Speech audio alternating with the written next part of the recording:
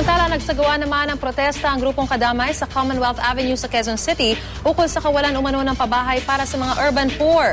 May news to go si Victoria Tulad live. Victoria!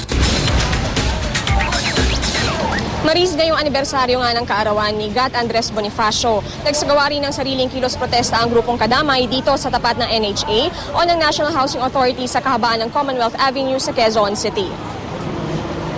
Mag-aalas 9 ng umaga nang dumating ang grupong Kadamay, bit-bit ang mga placard, improvised na tabak at nilagang kamote. Simbolo raw ang tabak ng pakikipaglaban ni Andres Bonifacio habang simbolo naman ng kahirapan at pagkagutom ng maralita ang nilagang kamote. Ayon kay Carlito Bajon, Secretary General ng Kadamay, sa kabila ng ibinibidang pagganda ng gross domestic product at ekonomiya ng bansa, hindi ito nararamdaman ng karaniwang Pilipino at bagkus ay lalo pang naghihirap. Hanggang ngayon, wala pa rin daw maayos na programa ang administrasyon para sa urban poor, gaya na lamang pagdating sa issue ng pabahay. Napili ng Kadamay na magprotesta sa tapat ng NHA para ipamalita na napakaraming Pinoy pa rin ang walang disenteng tahanan.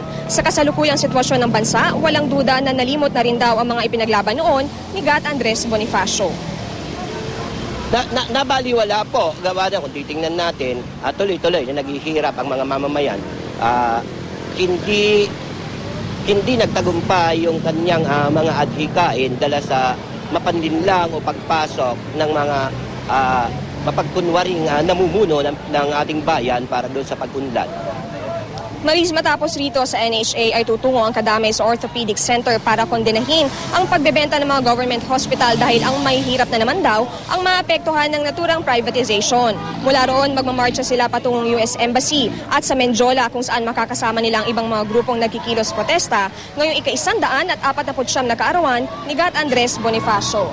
At yan muna ang latest mula rito sa Commonwealth Avenue. Balik sa iyo, Maris. Maraming salamat, Victoria Tulad.